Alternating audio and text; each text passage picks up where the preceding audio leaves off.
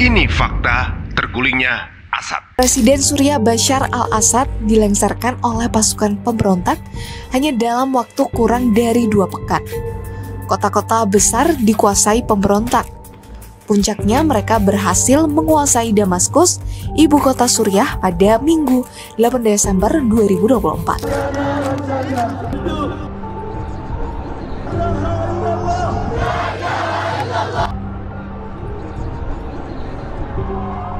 Turki punya kepentingan Assad harus jatuh. Kalau saya melihat nanti Suriah ke depan kemungkinan tidak stabil.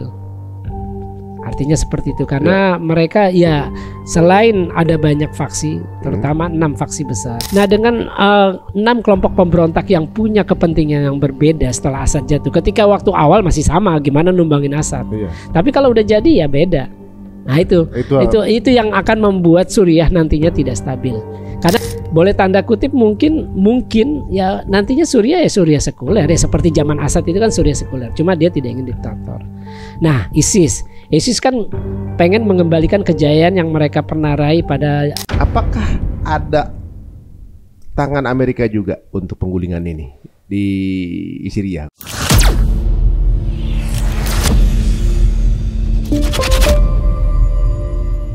Assalamualaikum warahmatullahi wabarakatuh. Apa kabar semua teman-teman pemirsa Cerita Untung ya? Sudah cukup agak lama ya kita belum bertemu kembali di satu episode fresh terbaru dikarenakan qadarullah saya habis beristirahat pemulihan sekarang ini ya.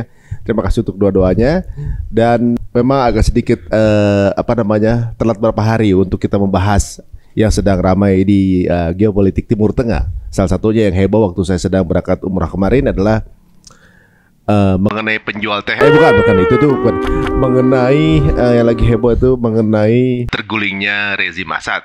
Dan ini sepertinya sesuatu yang bisa dibilang mengejutkan karena konflik di Timur Tengah sebelumnya yang ramai tentunya juga Gaza, Palestina, kemudian Iran atau juga mungkin Hezbollah. Nah, ternyata tiba-tiba ada satu kabar bahwa Assad terguling. Ini kan unik ya, dikarenakan sebenarnya backing di belakang dari Assad sendiri adalah negara-negara superpower. Nah, oleh sebab itu seperti biasa kita akan ulas dengan seorang yang berkompeten di bidangnya, tentunya juga seorang jurnalis internasional. Langsung aja bersama kita Bang Faisal Assegaf. Assalamualaikum warahmatullahi wabarakatuh. Waalaikumsalam warahmatullahi wabarakatuh. Sehat Bang? Alhamdulillah. Belakangan lagi rame nih kan tayangan-tayangan mengenai penjara di Syria gitu ya. Saya langsung teringat sama Bang Faisal yang pernah ngerasain penjara di Syria. Walaupun mungkin penjaranya beda ya.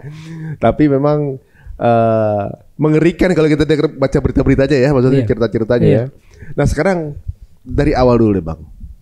Ini semua dunia ini kaget. Tiba-tiba Assad terguling nih kayak satu mengejutkan tiba-tiba aja gitu, kayak waktu berita mengenai Afghanistan kemarin tiba-tiba langsung bisa menggulingkan Amerika pulang gitu. Tiba-tiba ini Assad yang udah berapa 50 tahun ya? 51 kalau dari ayahnya Hafiz. 51 tahun berkuasa. 53 sorry. 53. Dinasti Assad dari tahun 71. 53 bahkan ya? Iya. 53 tahun tiba-tiba terguling. Gimana nih untuk mungkin membahasakan kepada viewers kita mungkin yang masih lumayan awam termasuk saya juga gitu ya. Prosesnya seperti apa kok sampai ini bisa terjadi gitu? Ini kan kalau kita lihat kemarin ini adalah pemberontakan episode kedua. Karena episode pertamanya itu berkaitan dengan musim semi Arab Spring. Udah lama juga ya.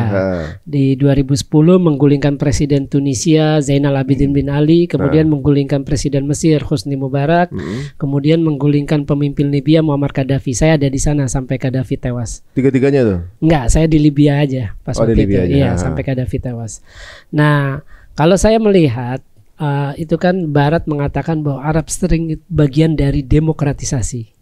Artinya mereka ingin negara-negara yang dicap diktator menurut Barat itu harus digulingkan rezimnya. Nah makanya saya pernah pada suatu kesempatan saya pernah bilang bahwa ada 2 target utama dari Arab Spring ini, yaitu setelah Gaddafi, yaitu Suriah di bawah Assad, kemudian nanti akhirnya Iran. Artinya polanya ketahuan bahwa yang ingin digulingkan adalah orang-orang yang anti Zionis, anti Israel, anti Amerika. Nah, kan kalau misalkan demokratisasi ingin menggulingkan diktator, kenapa negara-negara kerajaan seperti di Arab Teluk itu, negara Arab super tajir kayak Arab Saudi, Uni Emirat Arab, Bahrain, Kuwait, Oman, dan Uni Emirat dan Qatar itu kan negara kerajaan. Kerajaan kan nature-nya kan sifatnya itu diktator, otoriter. Kenapa tidak sampai ke situ gitu? Artinya kan ini kelihatan polanya.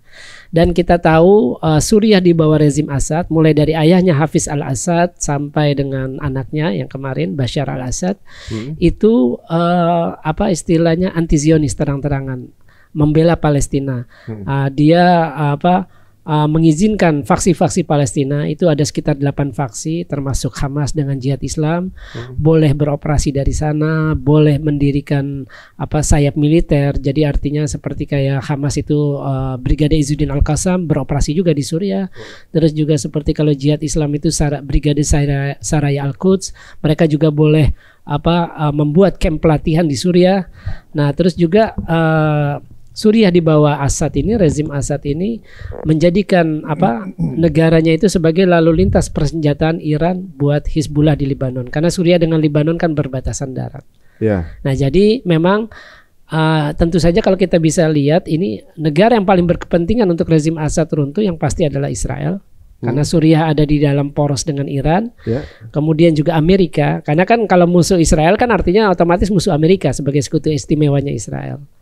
Nah, itu dari awal. Nah, saya juga pernah wawancara itu dengan di militer Israel Defense Forces itu ketika pemberontakan meletup pada Maret 2011, kan Februari di Libya, Januari itu di Mesir, Desember 2010 di Tunisia. Nah, itu IDF itu Israel Defense Forces, angkatan bersenjata Israel itu membentuk namanya unit Good Neighbor. Jadi mereka bilang bahwa kita ini tetangga yang baik. Itu saya sempat wawancara dengan kepala unitnya, Letnan Kolonel pangkatnya, namanya Eyal Dror. Jadi mereka mengakui mereka membantu orang-orang Suriah, membantu pengungsi, sekaligus membantu pemberontak. Jadi nggak ada yang gratis lah istilahnya bantu kan. Mereka bantu, dan itu memang di beberapa laporan juga mengakui mereka memberikan persenjataan, nggak hanya persenjataan ringan tapi persenjataan yang memang cukup untuk melawan. Nah, itu waktu itu ada Jabhat Nusra, kemudian juga Free Syrian Army. Nah, Israel kan berkepentingan. Terus tadi saya bilang juga Amerika berkepentingan karena nggak mau istilahnya mengurangi musuhnya Israel lah. Kalau Assad jatuh kan nggak ada lagi. Ya kita tahu kan pemimpin sekarang penguasa baru dari Suriah itu kan pemimpin HTS, Hayat Tahrir Asyam, koalisi 13 milisi itu kan Ahmad Hussein Asyara alias Abu Muhammad Al-Julani kan udah bilang kita nggak mau melancarkan perang baru dengan Israel. Artinya Suriah yang sekarang tidak lagi anti Zionis untuk sementara ini ya, kita lihat dari pernyataan itu. Nah, terus kita lihat dari awal, terus siapa lagi negara yang berkepentingan untuk Assad jatuh? Kalau Amerika tadi kan selain untuk itu untuk memerangi ISIS, itu adalah Turki. Banyak orang mungkin yang nggak tahu, ketika orang mengecam bahwa Israel melancarkan agresi ke Gaza, melancarkan agresi sekarang ke Suriah, Turki juga sama. Turki melancarkan agresi ke utara Suriah dengan utara Irak. Itu wilayah yang dihuni etnis Kurdi, suku Kurdi. Suku Kurdi ini kan selain Palestina itu adalah bangsa yang belum punya negara sampai sekarang. Mereka tersebar di Irak, di Turki, di Suriah. Itu persebarannya di situ. Nah, jadi Turki itu sejak kudeta gagal 2016 itu kan Erdogan langsung melakukan pembersihan itu. Dan juga di Turki di provinsi Diyarbakir itu di tenggara Turki memang ada gerakan separatis Kurdi di sana. Nah, dengan alasan untuk menumpas Kurdi di wilayah utara Suriah yang berbatasan dengan Turki, akhirnya Erdogan memerintahkan invasi pada awal Oktober 2019, dan itu atas izin Amerika karena Erdogan kan negara NATO. Artinya ya karena Erdogan untuk sebagian dianggap idola, padahal dia juga melanggar kedaulatan, melanggar hukum internasional karena melakukan agresi invasi itu kan melanggar hukum internasional. Suriah itu negara berdaulat. Nah, itu tadi. Akhirnya ya yang punya kepentingan selain Amerika, Israel ya Turki. Turki ingin menumpas pemberontak Kurdi. Makanya berbeda dengan pandangan dari Amerika yang mendukung Syrian Defense Forces. Itu Syrian Defense Forces mayoritas etnis Kurdi. Itu yang didukung Amerika baik persenjataan, dana untuk melawan ISIS. Nah, penjara-penjara khusus keluarga ISIS itu di penjara camp Al-Hawl sama Roja. Terus penjara-penjara khusus anggota ISIS. Kalau tadi 2 camp itu kan Al-Hawl sama Roja itu kan untuk keluarganya. Itu yang jaga Syrian Defense Forces ya, mayoritasnya etnis Kurdi seperti itu. Nah, itu pemberontakan pertama berhasil ditumpas. Itu terakhir dengan pertempuran Bagus 2019 sekitar Maret. Itu pemberontakan pertama. Terus kemudian di Aleppo dengan alasan kemanusiaan, sebenarnya Suriah sama Rusia pengen numpas.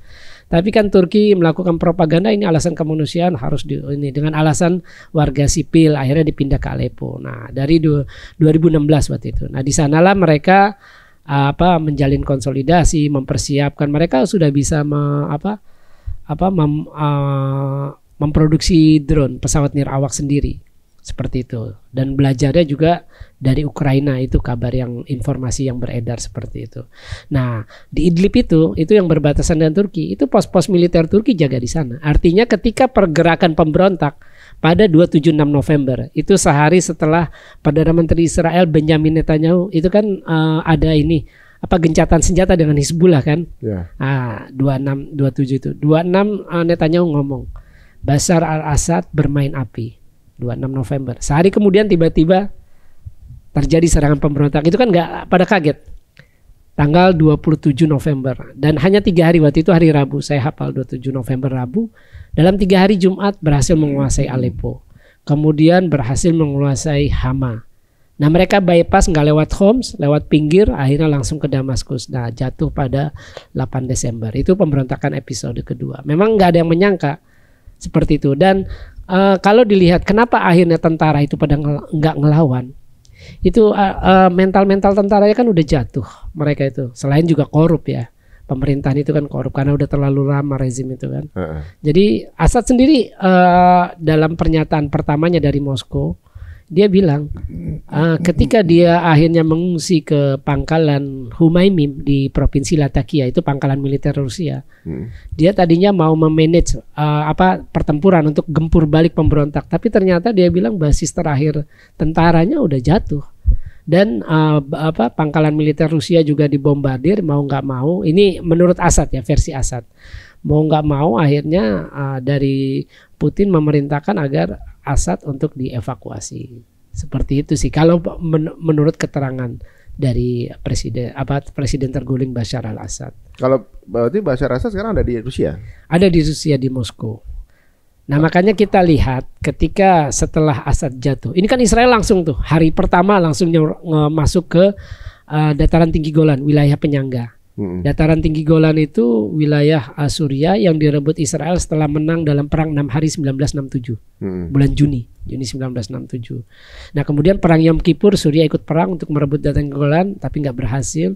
Nah, itu ada perbatasan, jadi Kunaitrah dengan sebelahnya bagian Suriah dengan sebelahnya Israel. Nah, itu akhirnya ada perbatasan di situ. Nah, itu dibentuk zona penyangga, demilitarisasi. Nah, yang dimasuk pasukan Suriah adalah di situ. Dan mereka juga sempat masuk ke Kunaitrah, bahkan ke Daraa kemarin itu tank-tanknya. Mereka juga membombardir pangkalan militer Suriah, basis-basis militernya, terus gudang-gudang persenjataannya, termasuk yang di Latakia terakhir itu tempat penyimpanan peluru kendali bawah tanah. Makanya sampai menimbulkan getaran gempa sekuat 3 skala Richter. Yang kemarin di Latakia itu, di Tartus. Tartus yang bentuknya kayak bom, kayak bom atom. Nah, ya padahal itu bukan itu kayak bom waktu ke mana? Hasan Nasrallah bunker semacam itu, bom penembus bunker semacam itu, karena itu di bawah tanah. Itu kejadian yang videonya kejadian malam itu kan? Iya, 2 hari lalu kalau nggak salah, 2 malam lalu. Seperti yang itu sebenarnya yang dihajar berarti sebenarnya di bunker di bawahnya. Iya, tempat penyimpanan. Kalau Israel mengklaim di situ tempat penyimpanan peluru kendalinya Suriah. Jadi artinya Israel tidak ingin persenjataan bekas yang dimiliki rezim Assad itu jatuh ke tangan pemberontak, karena buat dia kan ini kan situasinya nggak menentu ini. Kalau saya melihat nanti Suriah ke depan kemungkinan tidak stabil. Artinya seperti itu karena mereka ya selain ada banyak faksi, terutama 6 faksi besar. 6 faksi besar ini adalah Hayat Tahrir Asyam, itu HTS, Koalisi 13 Milisi dipimpin oleh HTS, itu pemimpinnya Abu Muhammad Al-Julani. Sekarang dia udah pakai nama asli Ahmad Hussein Asyara. Terus kemudian lagi ada namanya Syrian National Army. Ini pemberontak yang didukung Turki. Artinya begini, ketika Turki mendukung pemberontak untuk menggulingkan sebuah pemerintahan di negara lain, itu kan juga sebenarnya nggak benar, istilahnya udah melanggar hukum kan. Kok ada kepala negara dari negara asing tiba-tiba mendukung pemberontak untuk menumbangkan rezim di negara itu. Sama kayak kita, tiba-tiba misalkan ada Australia mendukung OPM, kan kita pasti marah kan? Nggak boleh lah, istilahnya ada negara asing mendukung pemberontakan di tempat kita, kan gitu logikanya. Cuma ya itu tadi, karena nama tanda kutip nama Erdogan harum, tanda kutip ya akhirnya orang nggak melihat itu. Ya sama kasus dengan ketika orang begitu terkesima ketika Erdogan menyebut Benyamin Netanyahu Hitler dan pasukan Israel sebagai Nazi. Tapi yang substantif Erdogan tidak berani memutus hubungan diplomatik dengan Israel. Itu kan sebenarnya itu harusnya dilihat. Nah seperti itu. Kemudian juga yang ketiga itu ada Syrian Defense Forces yang tadi saya sebutkan. Ini adalah faksi yang dibentuk Amerika. Orang-orang etnis Kurdi. Mereka menguasai. Mereka udah punya daerah otonomi di timur laut Suriah. Itu di emang wilayah-wilayah yang dihuni etnis mayoritas Kurdi. Ada Afrin, ada Kobani di situ. Ain al-Arab di situ. Itu di provinsi Hasaka. Makanya mereka juga sampai Raqqa di daerah Arzur. Nah, kemudian ada Free Syrian Army. Free Syrian Army ini dari 2011 juga. Itu desertir tentara Suriah yang memberontak dari 2011. Nah, kemudian juga yang selanjutnya yang ke 5 itu ada ada Huras ad-Din. Huras ad-Din ini sayap Al-Qaidahnya di Suriah. Penggantinya Jabhat Nusrah yang dulu dipimpin oleh Julani, kemudian dibubarkan, dia bikin HTS. Nah, kemudian juga ada ISIS. Artinya 6 kelompok besar pemberontak di Suriah ini punya kepentingan berbeda-beda. Nah, sekarang kita lihat, kita detailkan masing-masing, kita elaborasi. HTS di bawah Julani, dia bilang kita ingin membentuk Suriah yang baru. Komitmennya bagus dan dia konsisten. Dia menghargai perbedaan. Beda dengan ketika dia masih di ISIS atau di Al-Qaeda. Jadi orang-orang Kurdi itu kan rata-rata mayoritas itu kan agamanya itu Zoroaster. Ada yang Islam, ada yang Kristen. Nah itu Zoroaster, makanya di Iran itu agama Zoroaster itu kan ada kuil penyembah api. Saya pernah berkunjung ke sana di Teheran. Itu orang-orang Kurdi. Jadi agamanya Zoroaster. Dia akuin. Kemudian Syiah. Makanya kita lihat kubur dari 2 cucu Rasulullah itu, Sayyidah Zainab dengan Sayyidah Ruqayyah kan dibuka. Mungkin kalau ISIS sudah dihabisin, karena kan tanda kutip Syiah bagi ISIS adalah sesat, kafir, halal darahnya. Tapi itu tidak dilakukan oleh Julani. Nah Julani ingin membentuk Suriah yang baru. Jadi semua minoritas baik secara etnis maupun sekte agama dirangkul sama dia. Dia ketemu Drus, komunitas Drus itu kayak sempalan Syiah. Terus dia ketemu dengan komunitas Kristen Ortodoks itu di Latakia. Dia temuin semua itu. Artinya Julani ini bagus. Ingin walaupun dia ini artinya dia kenapa akhirnya berubah. Seperti dalam wawancara CNN dia bilang, saya umur 20-an ketika dia pertama kali melawan Amerika bergabung dengan ISIS di bawah Ayman Az-Zawahiri. ISIS itu kan cikal bakalnya di Irak. Itu setelah invasi Amerika 2003 itu Ayman Az-Zawahiri itu membentuk namanya Islamic State in Iraq. Itu cikal bakal ISIS. Itu awalnya Al-Qaeda, sayap Al-Qaeda di Irak, akhirnya kemudian berubah menjadi cikal bakal ISIS. Nah itu kan umur 20-an Julani bergabung ke sana. Nah dia bilang sekarang umur saya 40-an, kalau enggak 42, 40 antara itu umurnya Julani ini. Dia bilang saya udah berubah dan dia konsisten.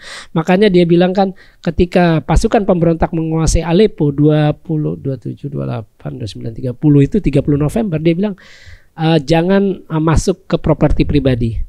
Jangan rusak public space, jangan menakut-nakuti warga sipil. Itu kan bagus. Itu hal yang tidak dilakukan ISIS waktu itu. Hal yang tidak dilakukan Al-Qaeda semacam itu kan. Artinya Julani ini emang mau berbeda dan dia juga butuh berubah karena dia sendiri dengan HTS-nya masih masuk dalam daftar teroris. Di internasional Amerika, Rusia, PBB itu menyatakan HTS itu organisasi teroris dan Julani itu dihargai kepalanya oleh Amerika itu $10 juta. Bagi siapa saja yang bisa memberitahu keberadaan Julani, Nah, itu akan dikasih hadiah 10 juta dolar. Nah, ini sejak di Aleppo 30 November Julani udah muncul dan Amerika tidak ngapa-ngapain, aslinya tidak berusaha menangkap, tidak berusaha membunuh, walaupun itu statusnya masih teroris belum dicabut. Nah, itu HTS sendiri. Nah, terus kemudian kita lihat yang kedua itu Syrian National Army. Syrian National Army ini koalisi dari 41 milisi. Ini dukungan Turki. Jadi untuk melawan Kurdi yang SDF tadi. Artinya kepentingan Turki dengan Syrian National Army SNA dengan Amerika yang dengan Syrian Defense Forces SDF itu bertolak belakang. Ketika Amerika mendukung SDF untuk menumpas ISIS, sebaliknya Erdogan menyokong SNA untuk menumpas Kurdi. Artinya nggak ketemu ini. Nah, itu yang membuat saya bilang tadi Suriah nggak akan stabil karena banyak faksi tadi. Terus Free Syrian Army ini kan kita belum lihat posisinya seperti apa, tapi yang jelas dia posisinya sama, ingin Suriah yang baru, Suriah yang tidak diktator seperti yang diinginkan Julani sejauh ini. Terus kemudian Huras ad-Din. Huras ad-Din ini kan sayapnya Al-Qaeda. Al-Qaeda itu kan jaringannya internasional. Dulu Indonesia, Asia Tenggara kan punya Jemaah Islamiyah kan. Nah, Jemaah Islamiyah di Asia Tenggara. Basisnya kan salah satunya kan di Indonesia dan Malaysia. Mereka ingin mendirikan negara Islam.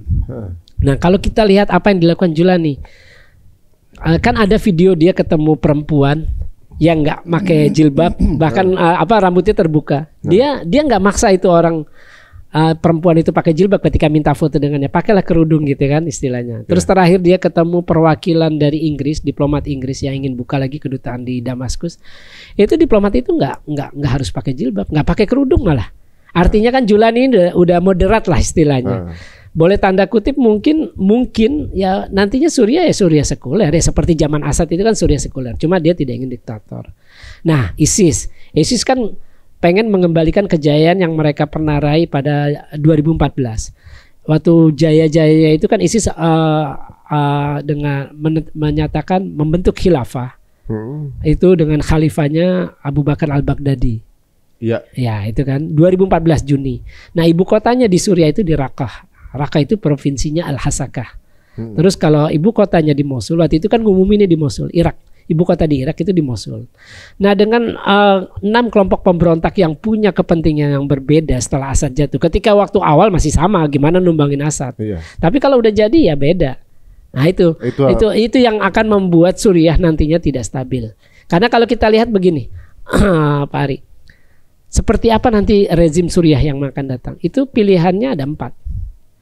Ketika Julani berbicara dengan CNN, itu wawancara pertama dengan kalau nggak salah media asing gitu. Dia bilang, kita ingin Suriah yang inklusif. Tidak ingin Suriah yang keputusan hanya di tangan satu orang. Artinya tidak boleh ada diktator lagi. Nah, ini kan artinya dia mengisyaratkan Suriah nanti adalah negara demokratis. Demokratis artinya kan ada pemilu, ada sistem multipartai. Karena zamannya Assad kan hanya satu partai, Partai Ba'ath. Walaupun terakhir pemilu itu 2021 atau 2022 itu Assad meraih 95% suara. Iya, karena nggak ada saingan. Nggak ada saingan Partai Ba'ath. Kota kosong. Nah itu, Julani nggak ingin itu. Julani kalau lihat dari wawancara CNN seperti itu. Itu opsi pertama ya. Opsi kedua, Julani itu mungkin mengambil contoh dengan Taliban. Taliban itu kan sistem keemiran. Nah, ini kelihatan yang sekarang. Kalau kita lihat kabinet Suriah yang pemerintahan sementara sekarang, pemerintahan transisi itu isinya 11 menteri. Nggak ada menteri urusan luar negeri, itu kan strategis. Nggak ada menteri urusan pertahanan dan keamanan, itu strategis. Langsung di bawah ATS dan Julani. Artinya Julani ingin isu-isu strategis di bawah dia.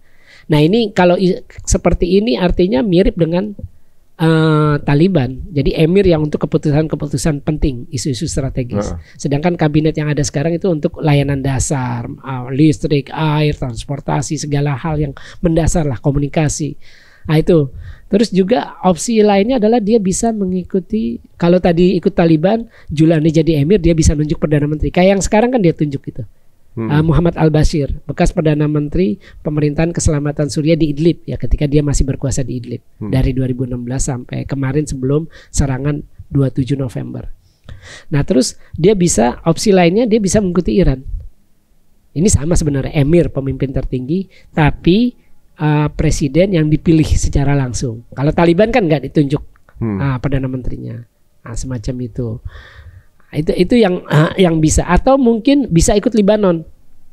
Artinya gini, kalau Libanon itu kan sistem pemerintahannya presidennya presidennya Kristen, ketua parlemennya Syiah, perdana menteri Sunni. Libanon gitu, bagi kuasa. Semuanya dapat porsi karena kan di Suriah sendiri kan ada Syiah Alawi itu kan, ada Sunni mayoritas, terus kemudian ada Kristennya. Nah, itu seperti itu sih. Oh, jadi memang kemungkinannya masih variabel ya? Ya, masih banyak opsi. Nah, itu yang belum kita lihat. Nah, dan yang jelas kan pernyataan Julani bahwa kita tidak ingin melancarkan perang dengan Israel itu kan mengejutkan. Karena kan narasi yang muncul ya sampai ke Indonesia, wah ini sebentar lagi ke Al-Quds nih.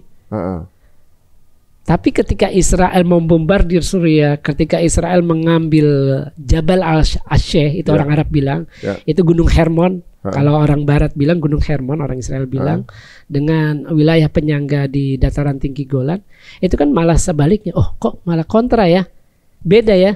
Ketika Suriah di bawah Assad, mereka sangat anti-Zionis, membantu Palestina, Hizbullah, Iran ikut dalam poros Iran. Kok yang ini beda? Ini bisa dilihat dari dua sisi, Pak Ari. Secara realistis memang Julani harus bilang begitu, karena kan dia nggak punya kemampuan. Ini udah dihancurin nama Israel. Militer Israel bilang serangan yang mereka lakukan sejak 8 Desember setelah Assad jatuh itu menghancurkan lebih dari 80% kemampuan militer Suriah. Kemampuannya ya, maksudnya toolsnya lah ya. Toolsnya. Jadi nggak mungkin Julani mau ngelawan itu. Kalau secara mental, secara ideologi mungkin mampu. Kalau ideologi itu kan susah dilawan. Persenjataan manapun bisa kalah lah kalau dengan tanda kutip dengan ideologi. Ideologi kan nggak bisa mati. Nah itu tapi kan nggak realistis. Nah kalau misalkan Julani ingin memperkuat Suriah nantinya pertahanan keamanan, kalau misalkan Suriah stabil, kalau saya sih nggak yakin stabil. Itu tadi seperti saya ceritakan beda-beda tadi, beda-beda kepentingan faksi-faksinya itu 6 faksi besar tadi. Ya dia kalau nggak mau menggandeng Turki ya gandeng Amerika. Nah dua negara ini kan punya hubungan diplomatik dengan Israel. Nah itu. Jadi kalau dari penjelasan Bang Faisal tadi dari awal bahwa ini ada sedikit pengabaran bahwa Arab Spring yang dulu sempat terjadi ada kemungkinan di-backingin sama Amerika juga berarti. Iya. Karena kan sepertinya narasinya adalah kan waktu itu untuk mengembalikan demokrasi di daratan Timur Tengah. Dan yang digulingkan itu kebanyakan adalah pemimpin yang kontra sama Amerika. Enggak, kalau dari dua itu hanya satu. Yang Qaddafi aja, Qaddafi aja. Yang lainnya Qaddafi. Yang lain enggak. Kalau yang lain memang karena diktator dari rakyatnya. Tapi kalau Qaddafi ini, saya kan ke sana. Saya juga kaget. Kita kan tahu Qaddafi itu bagus ya di sini. Dimanapun bagus, dia bantu masjid, termasuk bantu yang Az-Zikra itu kan Qaddafi.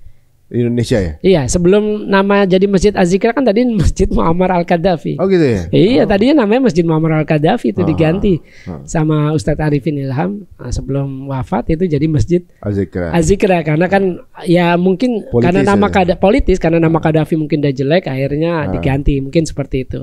Nah, saya juga kaget Qaddafi yang bagus image-nya di Indonesia. Makanya banyak nama orang Indonesia Qaddafi. Tapi ketika saya ke sana meliput selama sebulan, itu nggak ada cerita bagus satupun tentang Qaddafi. Saya juga kaget. Jadi saya waktu itu masuk ke Universitas Tripoli bareng pemberontak. Dikasih tahu ini kamar tempat Qaddafi perkosa gadis-gadis, mahasiswa yang cantik. Ada itu kamarnya. Saya lihat sendiri masuk. Ada ranjang di kampus itu. Terus juga ada masjid dekat rumahnya Aisyah. Aisyah itu kan anak yang perempuan, satu-satunya anak perempuan masih hidup. Jadi yang masih hidup itu 3, Muhammad, Hannibal, sama kalau Hannibal di penjara di Libanon, sama si Aisyah. Aisyah itu sekarang ada di Oman, dapat suaka dari Oman, sebelumnya di Aljazair. Nah, itu di dekat Aisyah itu ada masjid. Karena Qaddafi ini kayak model Firaun. Qaddafi kata masyarakat ya yang saya wawancara, Qaddafi itu pernah mimpi kalau masjid ini jadi dia tumbang. Akhirnya nggak boleh jadi itu masjid. Nah itulah banyak cerita. Ada yang bilang nggak boleh sholat subuh, melarang sholat subuh. Tapi setelah beberapa tahun Libya kan nggak stabil nih. Saya pernah baca berita, saya lupa beberapa waktu lalu, berapa tahun lalu lah. Rakyat Libya tuh nyesel. Ternyata ternyata bukannya malah makin baik, ternyata malah makin buruk, pecah kan. Pemerintahan terpecah 2 Libya. Di Benghazi oleh militer Jenderal Haftar, kemudian di Tripoli, tapi yang diakui internasional Tripoli. Nah Libya mungkin bisa lebih parah dari Qaddafi. Bisa lebih parah maksud saya Suriah mungkin bisa lebih parah daripada Libya. Ya itu tadi karena faksi pemberontaknya banyak. Karena kan koalisi ini bisa bubar. Kalau dilihat, saya dapat apa nih udah numbang nih. Saya kan juga ikut berjuang menumbangin Gaddafi. Nah, itu kan ini kan koalisi yang bisa berubah kapanpun. Iya, sama aja sih sebenarnya itu kayak di Indonesia mungkin partai-partai lah ya. Nah, iya. Ketika kemudian jadi, tinggal bagi roti kan gitu nah, kan. Iya, adil nggak nih kalau nggak adil kan? Udah saya keluar kan gitu. Nah kan setelah Arab Spring itu kan negara-negara yang kemudian digulingkan pemimpinannya itu kebanyakan pimpinan itu adalah pro Amerika. Iya. Setelah itu kebanyakan kebijakan dari pemerintahannya itu lebih pro ke Amerika. Nah, apakah ada tangan Amerika juga untuk penggulingan ini di Syria? Kalau pasti itu 2012 itu ada surat elektronik dari Penasihat Keamanan Nasional Amerika. Namanya itu Jack Sullivan. Surat ke Menteri Luar Negeri waktu itu namanya Hillary Clinton. Ya. Dia bilang ISIS itu ada di pihak kita.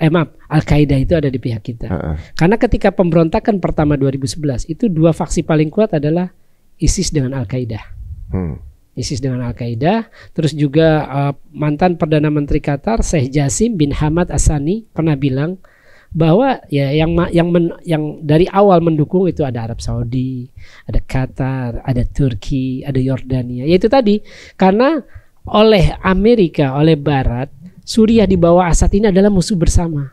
Kan karena mereka porosnya Iran. Iran itu kan oleh Amerika kan dianggap ini adalah ancaman bagi perdamaian dunia. Bukan hanya ancaman bagi perdamaian Timur Tengah, tapi ancaman bagi perdamaian dunia. Makanya kalau saya melihat ya di Timur Tengah ini negara-negara seperti Amerika, itu Israel, dia kan harus membuat musuh bersama. Kenapa musuh bersama ini penting? Agar senjata mereka laku. Setelah Saddam Hussein nggak ada kan akhirnya kan Iran yang sekarang jadi musuh bersama. Jadi ditakut-takutin tuh negara-negara Arab yang saya bilang tadi 6 negara Arab Teluk yang super tajir itu. Arab Saudi, Kuwait, Qatar, Bahrain, Oman, dan Uni Emirat Arab. Itu kan pangkalan Amerika ada semua di 6 negara itu. Yeah. Nah jadi kalau misalkan ada orang yang bertanya kenapa Arab Saudi nggak berani nyerang Israel atau bantu Gaza secara militer ya? Ya karena nggak mungkin lah. Sistem pertahanannya masih mengandalkan persenjataan dari Amerika. Pangkalan Amerika ada di situ.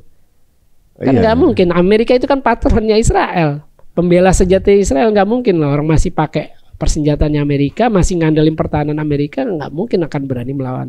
Dan dengan mudah juga nyerang karena pangkal militernya di situ kan. Nah, ya itulah yang membuat akhirnya kenapa istilahnya Liga Arab ataupun organisasi kerja sama Islam. Kita nih negara Islam kan ada 57 kalau dihitung ya. Negara berpenduduk mayoritas Muslim itu ada 57. 13-nya udah punya hubungan diplomatik dengan Israel. Hubungan resmi ya. Yang nggak resmi kan banyak di bawah tangan. Yang diam-diam. Terutama urusan ekonomi, terus keurusan intelijen, pertahanan keamanan, kayak semacam itu. Jadi ya susah emang. Jadi kalau emang dipikir bahwa Amerika sebenarnya menempatkan posisi-posisi strategis di beberapa negara yang kuat-kuat nih di Timur Tengah, itu kan ada 13 pangkal militer di situ. Itu yang resmi, ya kan? Enggak, itu saya bilang 13 negara yang punya hubungan. Punya hubungan lah gitu ya. Kan. Punya hubungan. Yang punya pangkal militer berapa? Ada berapa tuh? Yang saya tahu sih di Arab Teluk itu ada semua. Saya lupa ada 28 kalau nggak salah di 6 negara itu gitu kalau nggak salah, lupa saya. Nah, itu Amerika lakuin itu untuk mengamankan posisi Israel sebenarnya kan? Iya, supaya istilahnya mereka itu nggak akan berani nyerang ya karena mereka masih mengandalkan pertahanan Amerika. Gimana kita mau apa istilahnya? Ini kan rata-rata kan yang OKI ataupun Liga Arab kan hanya statement. Hanya retorika. Jadi ketika tiap ada perang Gaza ataupun perang Libanon, statement aja. Kalau perang udah selesai kan udah adem lagi seperti itu. Ini belum selesai kan tapi? Belum selesai. Makanya Suriah ini kan orang itu kan pernah dunia itu terutama Eropa ya.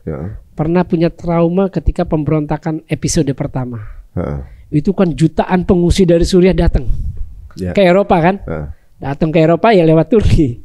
Nah, sama Turki juga yang membuka perbatasannya agar jihadis asing. Itu ada 80 negara waktu itu ISIS. Paling laku waktu itu ISIS. Itu jumlahnya sekitar, saya lupa, Washington Post apa New York Times pernah nulis dari 80 negara itu puluhan ribu. Masuk lewat situ. Masuknya lewat Turki. Bayangin Turki tadinya nggak nutup itu perbatasannya. Ya karena Turki punya kepentingan Assad harus jatuh. Apa ini buat Ya itu tadi untuk Kurdi numpas. Jadi Turki meyakini pemberontakan Kurdi di provinsi Diyarbakir, Tenggara Turki itu atas dukungan dari etnis-etnis Kurdi di utara Suriah yang berbatasan dengan Turki.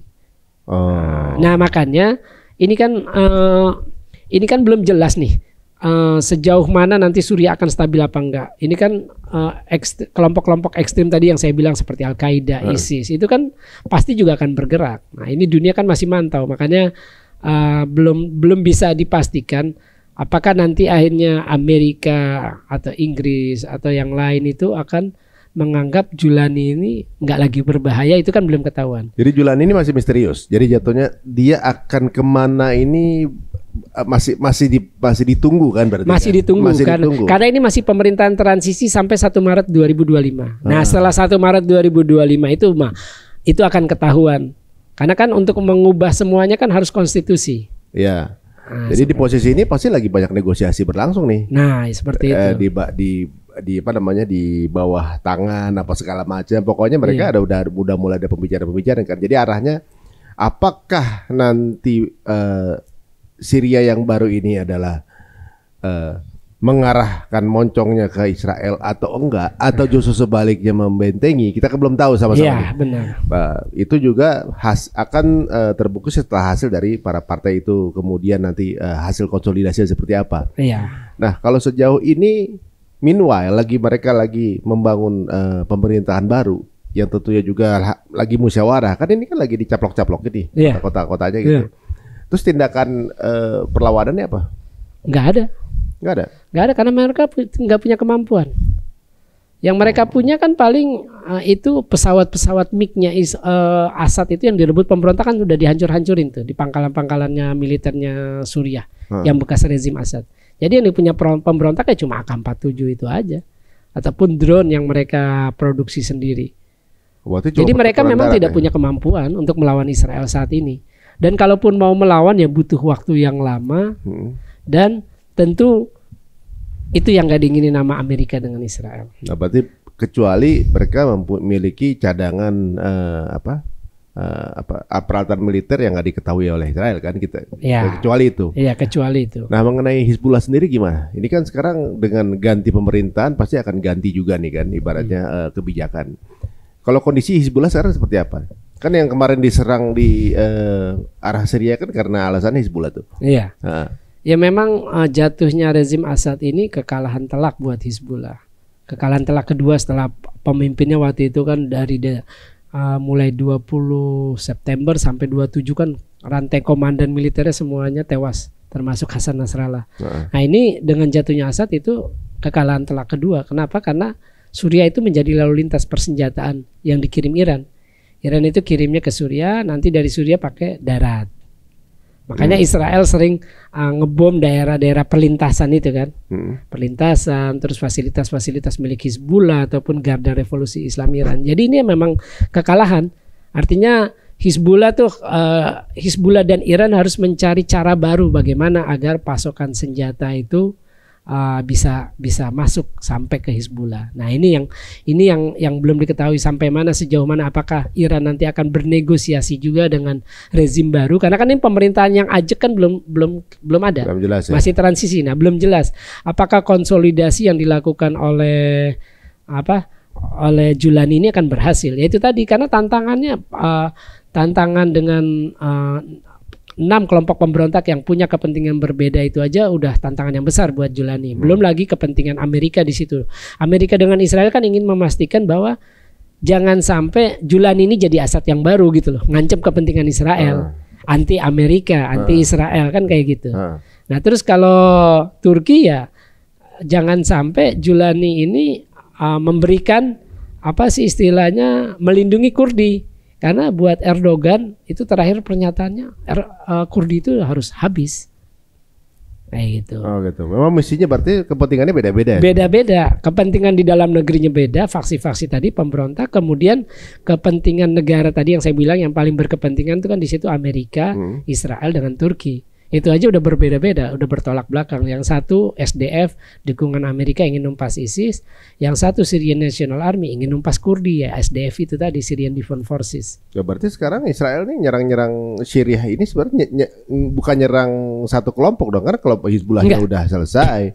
Kemudian di rezim Assadnya juga udah selesai juga. Berarti hanya nyerang ini juga dong. Fasilitas militer. Fasilitas saja. Iya. Tapi jangan lupa ideologi Zionis itu kan ideologi ekspansionis. Kalau saya melihatnya seperti itu. Artinya kalau ada negara yang lemah, ya kita bisa caplok, ya kita caplok, kan begitu. Oh, ini kesempatan buat dia. Iya, kesempatan buat dia. Karena itu kan Netanyahu udah bilang, kita akan ada di dataran tinggi Golan dengan Gunung Hermon selama mungkin sesuai kebutuhan kita. Versi mereka. Jadi untuk memastikan bahwa tidak ada lagi ancaman dari wilayah Suriah untuk Israel. Nah itu kan versi mereka. Artinya itu jadi justifikasi. Artinya dengan jatuhnya Assad, terus munculnya pemberontak yang berkuasa, berbeda-beda, ada 6 faksi besar tadi yang saya sebutkan. Netanyahu kan bisa menjadikan itu justifikasi. Wah, jangan-jangan ini mengancam kita nih, setelah Assad ada pemberontak ini. Ini lebih sulit, ini nggak ketahuan lah istilahnya.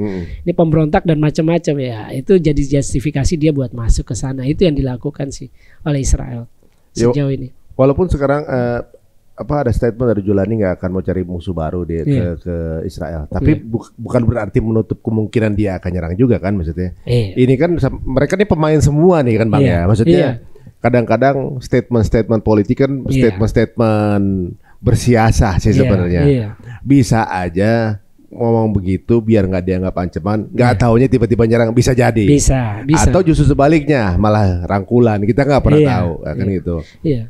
Kemungkinan itu bisa aja, kemungkinan dua itu. Yang jelas statement Julani, pernyataan Julani nggak akan nyerang Israel itu kan realistis sekarang.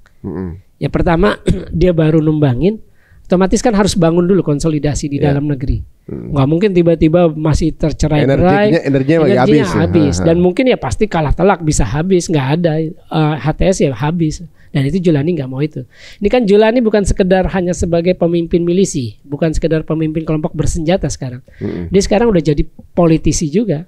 Ya, jadi dia harus berdiplomasi, ketemu dengan tadi saya bilang dia udah ketemu diplomat Inggris, terus juga berdiplomasi dengan etnis minoritas, sekte-sekte agama minoritas, dengan Syiah, dengan Sun, dengan orang Kurdi, terus dengan Druze, dengan Kristen. Itu kan bagian dari politik.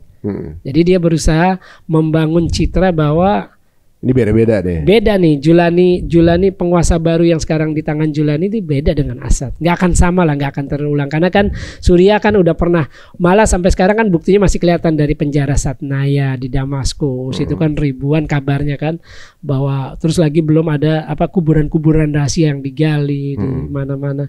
Itu kan juga menunjukkan bahwa ya jangan sampai istilahnya rakyat Suriah ini yang sekarang euforia, masih dalam suasana euforia habis Assad tumbang, ternyata keluar dari mulut harimau jatuh ke mulut buaya. Jangan sampai seperti itu kan.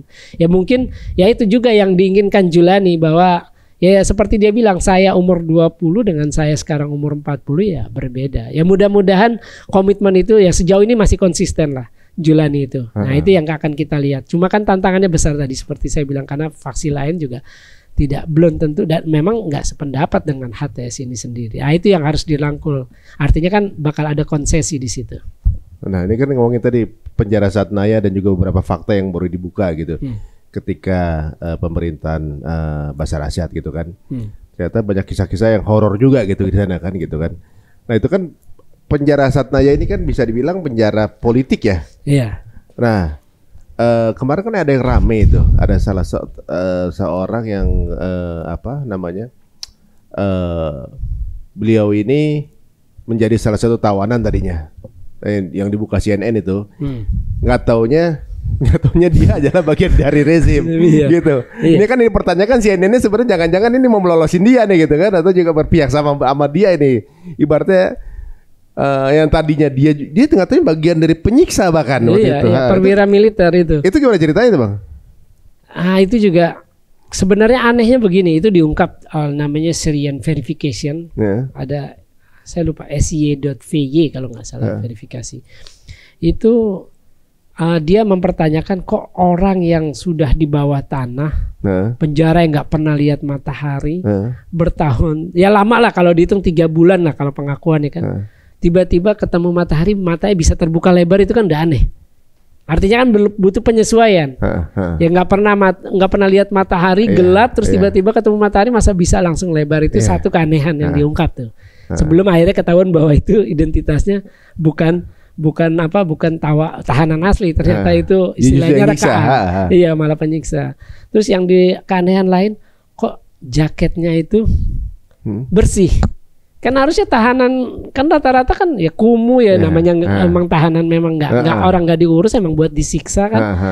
Terus nggak ada bekas siksaan, nggak ada luka, itu aja udah aneh semuanya kan. Terus dia kelihatan seger. Hitungannya kayaknya gemuk gitu loh, istilahnya harusnya kan ya. Kan kelihatan kalau di penjara kan udah kempot-kempot gimana kan gitu. Iya, makanya ini malah itu akhirnya ternyata kebuka. Nah, saya belum tahu apakah sejauh ini sih sepengetahuan saya CNN belum minta maaf tentang itu. Apalagi setelah dibongkar ternyata itu perwiranya Assad. Nah, ini sekarang nasibnya kan belum ketahuan nih si ini. Nah, ini gimana? Saya lupa namanya, kalau nggak salah Muhammad Abu Salama apa, saya lupa itu namanya. Iya. Apalagi yang kemarin juga ada penyiksa juga, yang yang digantung di Syria tuh. Penyiksa dia bagian dari penyiksa gitu, kemudian kabur, ketemu masyarakatnya sampai ngeksekusi di tempat gitu kan.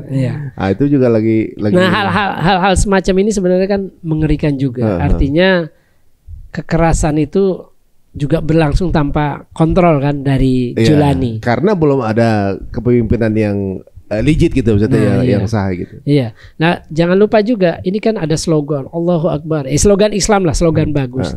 Tapi ternyata kuburan ayahnya Assad di kota Kardaha, Latakia itu provinsi Latakia, dibakar. Terus dikencingin. Apakah Islam mengajarkan seperti itu? Kalau menurut saya sih ya enggak lah. Kalau misalkan mereka pakai slogan-slogan Allahu Akbar, menurut saya sih itu malah merusak kalimat thayyibah dengan membakar kubur. Kan kita juga nggak boleh merusak kubur orang non muslim.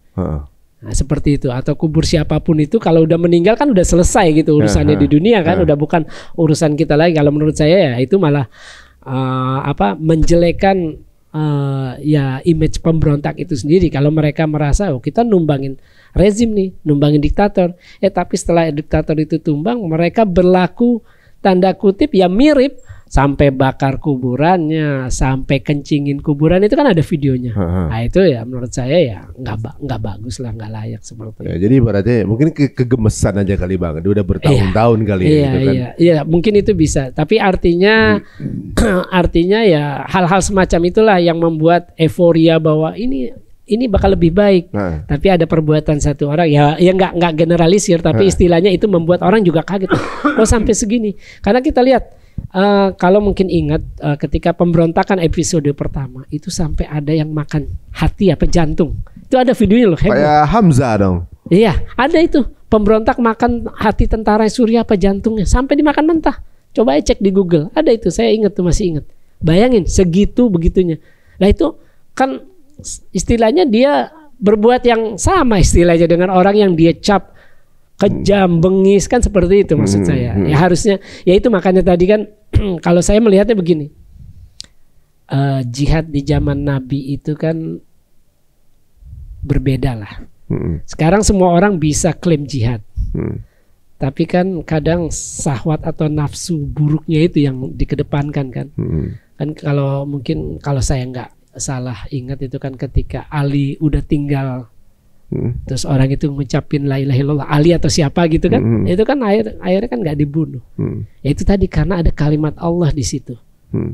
Artinya orang-orang dulu zaman sahabat, tabiin atau tabiin itu ketika berperang dia itu ya berperang ya memang berperang karena Allah, bukan karena syahwat, bukan karena dendam, kan itu. Jihadnya ya itu seperti itu. Nah, sebenarnya ya kalau mau dibilang jihadis ya harus seperti itu. Kalau memang musuh udah menyerah, ya sudah, kan itu yang diajarkan Islam. Musuh sudah menyerah ya perlakukan baik-baik. Julani pun menyarankan seperti itu.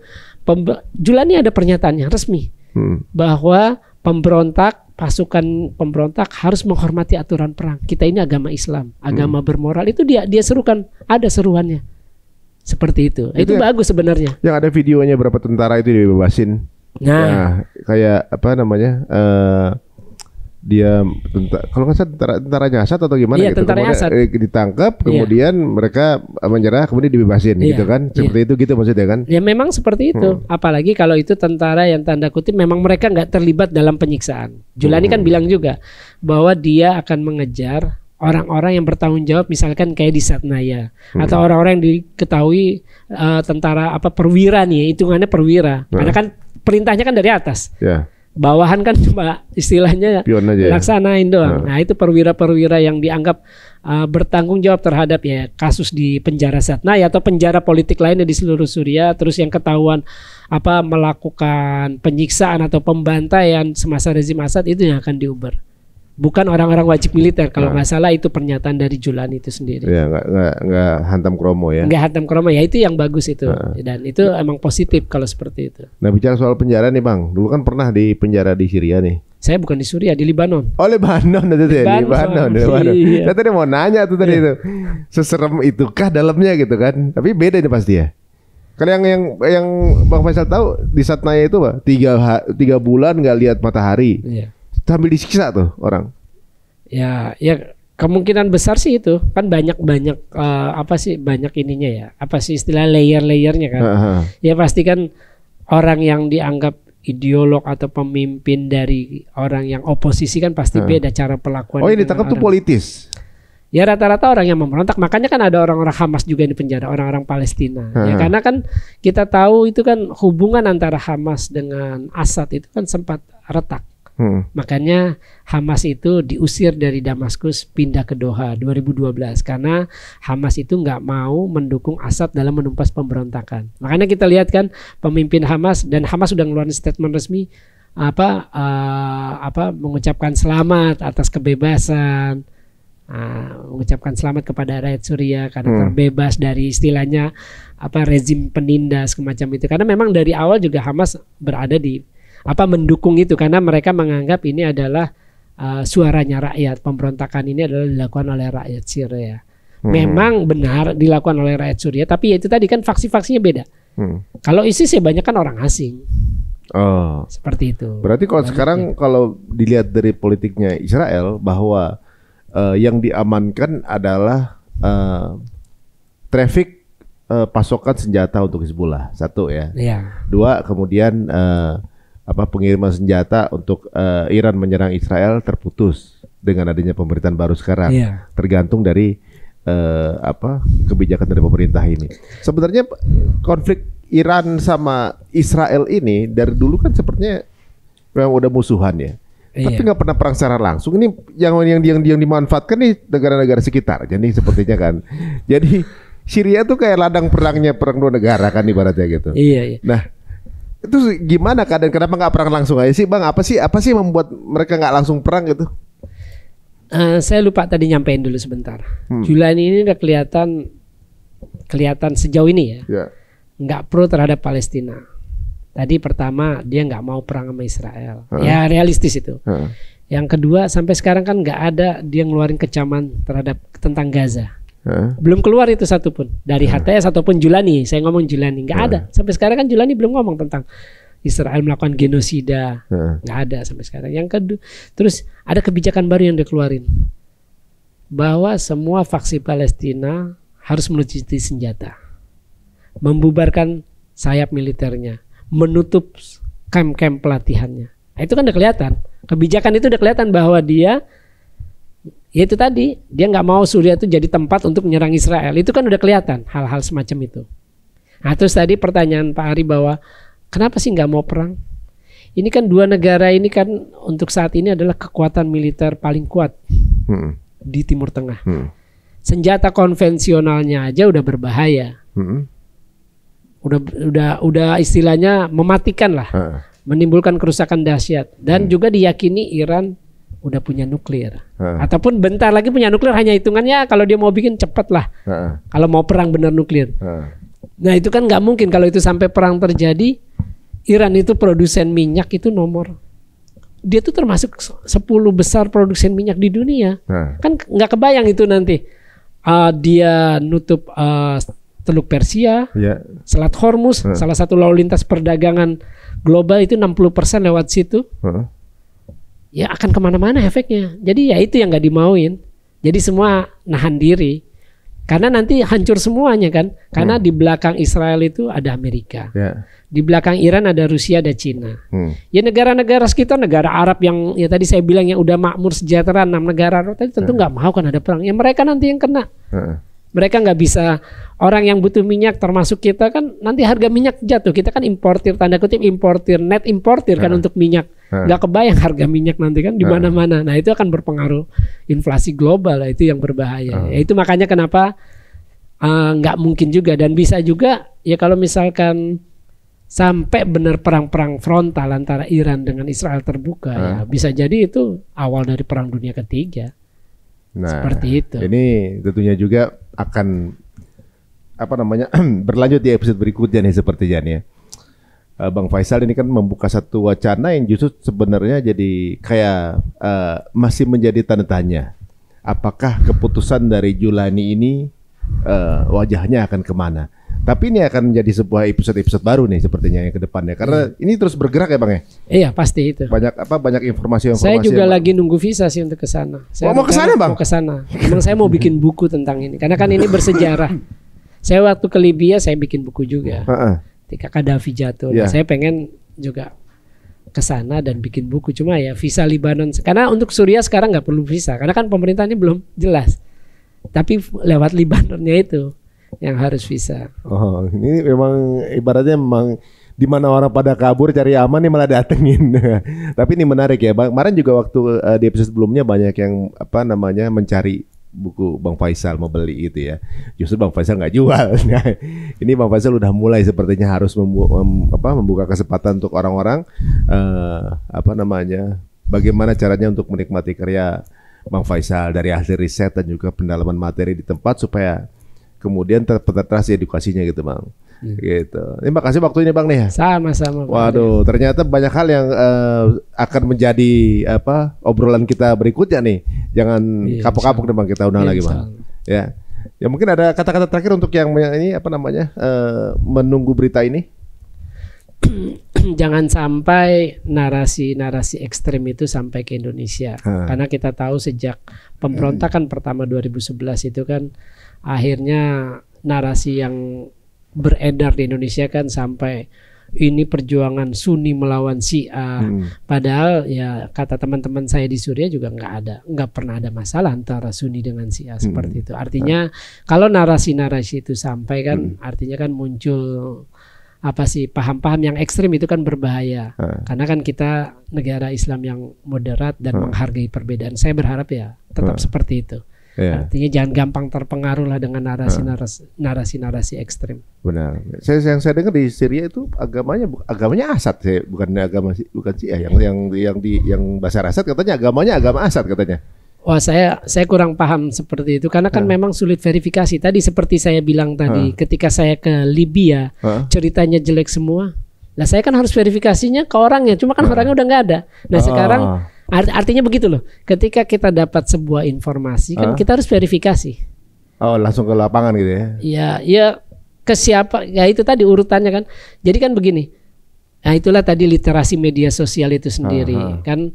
Islam itu kalau menurut saya agama humanis. Jadi ketika ada orang menyebarkan, kalau buat saya ketika ada orang menyebarkan sebuah kebencian, ya itu bukan ajaran Islam yang sesungguhnya. Karena Islam itu kan ya itu orang merasa aman, merasa selamat, merasa nyaman, merasa tenang. Itu kan intinya dari Islam.